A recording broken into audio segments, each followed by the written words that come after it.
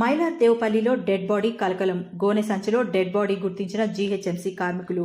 100కు dial చేసి సమాచారం ఇచ్చిన కార్మికులు. హుటాహుటిన ఘటనా స్థలానికి చేరుకున్న మైలార్ దేవపల్లి పోలీసులు.